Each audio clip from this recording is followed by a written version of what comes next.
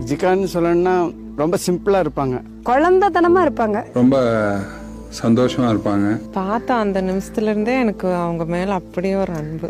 அவங்க அன்பு, அந்த தீவிரம், ஒரு அம்மா மாதிரி எல்லாத்திட்டையும் பழகுவாங்க. எல்லாத்து மேல ரொம்ப அன்பா இருப்பாங்க. அன்பு தான் அவங்க. ரொம்ப ஒரு அதிசயமான ஒரு தன்மை.